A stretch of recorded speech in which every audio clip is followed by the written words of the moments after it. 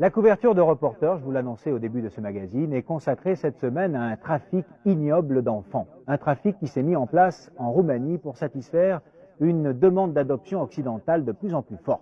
Sur les 5 premiers mois de l'année, ce sont près de 4000 enfants qui ont quitté la Roumanie pour un pays d'accueil comme les États-Unis, le Canada ou la France. La Roumanie est ainsi en passe de devenir le premier pays fournisseur d'enfants adoptables. J'emploie volontairement le mot fournisseur, car c'est bien d'un marché qu'il s'agit, un marché où 30% des enfants adoptés le sont dans des conditions moralement inacceptables.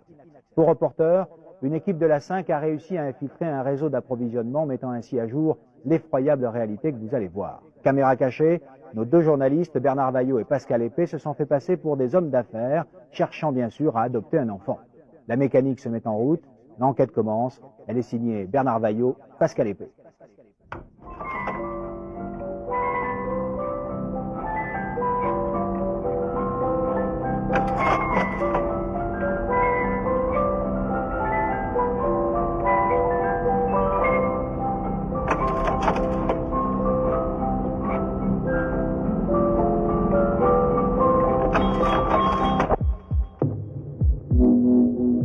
Le couloir d'un hôtel.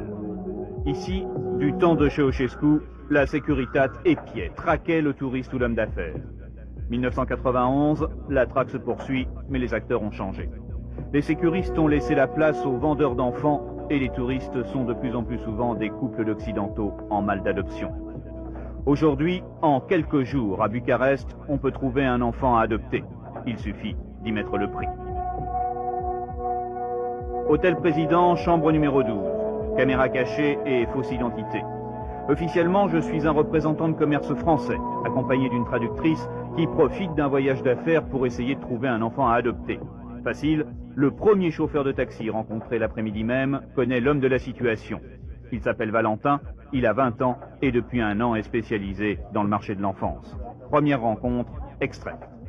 În România găsești foarte greu la ora actuală copil, fără să plătești părintele. Și ei, ăștia, părinții vor între 1500 și 2000 de dolari, cât mai mici. Adică nu cât mai mici, să fie sub 4-5 ani. Adică un băiat de un an. Aș putea la 1 an jumătate, așa, 2 ani. Aș putea să vă arăt un băiat de 1 an, chiar în mâine, care este mai ieftin. Eu personal, făcându-vă dosarul și actele, dându-vă tot în mână până la pașaport, sunt 2500. 2500 de là? Oui. Pour vous? Oui. Plus copilul? Plus copilul. Donc, deci copilul 2000 de dolari și 2500 pentru dumneavoastră. 4500, nu? Not un problem. Avec cu intervențiile care trebuie făcute, pentru că, dată fiind situația asta, în acest moment sunt foarte mari probleme, deoarece primarul nu mai vrea să semneze. Vor să oprească totul. Primarul, asta e cine? Primarul Bucureștiului. Trebuie dat un ciubuc și la primar? O atenție, Bun. Durează cât la tribunal? Dacă aveți noroc, cu intervenții și pentru că intervențiile sunt necesare în România, 3 săptămâni. Ainsi donc se négocie l'avenir d'un enfant, car là, il s'agit bien de négoce. Bien sûr, ces bambins couvés par leurs nouvelles mamans américaines ont échappé en majorité à ce sinistre marchandage. Reste la minorité, une grosse minorité, 20, 30, peut-être 40% des adoptions. Dans certains cas, c'est une véritable industrie avec des avocats, des rabatteurs, des gens qui cherchent les enfants et qui les amènent à l'avocat qui, lui, de son côté, je veux dire quelque chose d'un peu horrible, mais en fait, cherche des clients. Et la rencontre de ces clients et de cet avocat qui a des enfants à sa disposition déclenche le trafic. À votre connaissance, quelle est l'ampleur, quelle est la puissance réelle de la mafia qui organise ce trafic d'enfants? Je ne peux pas le dire. On sait simplement quels sont les tarifs. Le mot est affreux. Mais on sait que ça tourne parfois entre 5 et 10 000 dollars. C'est-à-dire entre 30 et 60 000 francs français pour un enfant. Ici, il faut savoir qu'un salaire, et un très bon salaire, c'est 100 francs par mois. Bon, on est à ce niveau-là. Hein.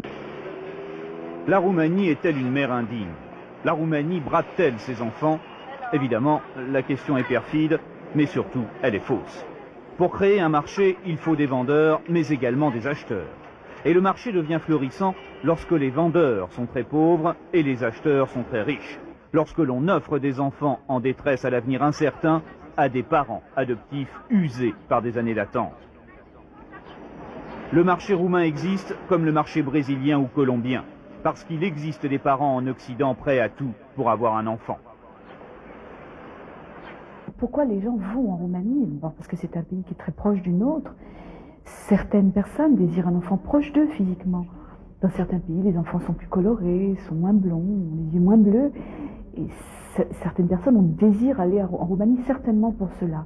D'autre part, il y a eu un choc immense en France, et certainement dans d'autres pays, au travers des reportages qui ont été montrés, de cette masse d'enfants que l'on montrait si carencés, si en demande de parents, et en faisant croire aux personnes qui regardaient ces émissions que ces enfants étaient orphelins. Ils sont en rien orphelins, ils sont en attente d'une situation familiale, qui sera peut-être l'adoption, mais qui sera autre chose.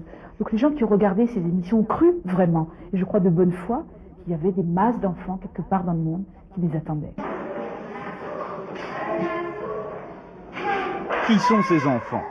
C'est vrai, peu d'entre eux sont réellement orphelins. Leurs mères, souvent très jeunes dans ce pays où la contraception reste un luxe, sont simplement incapables de subvenir à leurs besoins.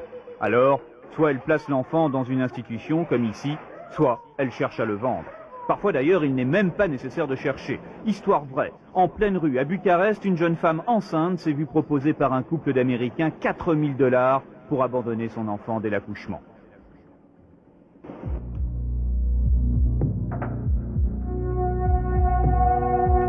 24 heures après notre première rencontre, Valentin, notre intermédiaire, revient. Il est heureux. La chasse fut bonne. Ce soir, il a 2 enfants à nous proposer. Le premier est un petit garçon, il a 5 mois et demi, il s'appelle Daniel. Sa mère, âgée de 19 ans, attend dehors dans une voiture, nous ne la verrons pas. Au casă și n-au casă, adică este ceva, o cameră, o încăpere fără niciun pat din pământ, nu televizor, nu telefon, nu telefax, nu video, nu... Adică, extrem de săraci. Dar, vor bani să-și construiesc o casă. Valentin pense à tout. C'est lui qui nous suggère de faire quelques images de l'enfant avec un caméscope afin que mon épouse, censée être restée à Paris, puisse choisir à distance. Sans scrupule, il réinvente le catalogue et la vente par correspondance. Après Daniel, Valentin nous propose Marina, une petite fille de 14 mois. Sa mère, 22 ans, a déjà 2 autres enfants, est à nouveau enceinte et surtout, elle a besoin d'argent.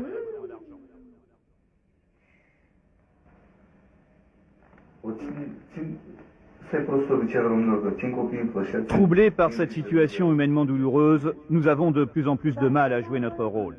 Devant notre absence d'enthousiasme, Valentin croit que la vente est mal engagée. Alors tout de suite, il contre-attaque. Il nous promet d'autres enfants pour demain et, dernière carte, il nous propose ce qui, pour certains, est le rêve absolu.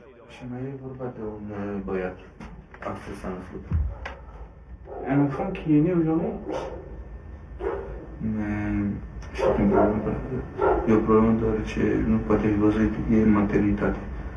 O să încercăm să vedem până când plecați. Mâine e vineri, poate sâmbătă dimineața. În dezvoltarea științei, culturii, Comment un tel marché a-t-il pu voir le jour? Flashback. Pour la première fois en 1980, Ceausescu autorise l'adoption d'enfants roumains par des étrangers. La procédure est alors purement administrative, mais nécessite la signature personnelle du président. Ainsi, en 1981, 145 enfants roumains arrivent à Paris, adoptés par des familles françaises, dont les demandes sont de plus en plus nombreuses. Mais dès 1983, les dossiers peu à peu sont bloqués à Bucarest. Ceausescu refuse de les signer. En fait, il utilise les enfants comme monnaie d'échange politique. Plus les critiques françaises seront dures à l'égard de son régime, plus la signature présidentielle deviendra rare au bas des dossiers d'adoption. Résultat, des dizaines, puis des centaines de familles françaises vont pendant 3, 4, 5 ans multiplier les allers-retours à Bucarest pour voir l'enfant qu'elles ont adopté, mais qu'elles ne peuvent sortir de Roumanie. Nous avons vu les jours s'écouler et malheureusement